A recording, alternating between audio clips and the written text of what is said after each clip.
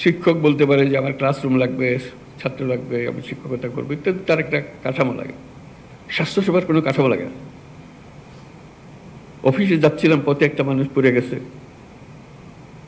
শ্বাস নিঃশ্বাস নিতে পারতেছে না, আমি ডাক্তার পাশ দিয়ে হেঁটে যাচ্ছি, আমাকে বলতে পারে যে না ওরে হাসপাতালে নিয়ে যান, টা নিলে হবে না। আমি ডাক্তার, আমাকে এক্ষুনি এটা করতে হবে, আমার হাতে কিছুই নেই।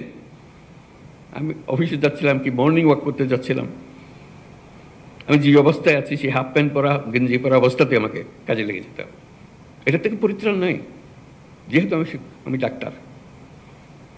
আমার হাতে সব কিছু থাকলে আমি চিকিৎসা দেবো, না হলে দেবো না, কোনো ডাক্তার বলতে পারবে। তাকে যা কিছু শেখানো হোক না কেন, তাকে এগিয়ে আসতে হবে, চিকিৎসা দিতে হবে, এবং প্রতিনিয়ত দিচ্ছে। আমি আবিষ্কার করে বলছি না, আপনারা প্রতিনিয়ত করছেন। কিন্তু এখন যদি বলি না আমি হাসপাতাল চালাতে পারবো না, আমাকে মুখ দেয় নাই, মুখ দেয়নি, আমাকে আমরা বলেই যাচ্ছি, হাত পা গুটিয়ে রাখছি। তা আমি শুধু বলছি যে হাত পা গুটিয়ে থাকলেও অতীতে যদি থেকে থাকে, সে জমানা শেষ। আমাদের এই সময়টুকু ক্ষুদ্র একটা উইন্ডো অফ অপরচুনিটি, এবার আমরা করব। রেমিটেন্স যোদ্ধাদের ঢাকায় বিশেষ ছাড়ে রেডি ফ্ল্যাট দিচ্ছে শতভাগ বিশ্বস্ত ও নির্ভরযোগ্য প্রতিষ্ঠান প্রবাসীর সিটি।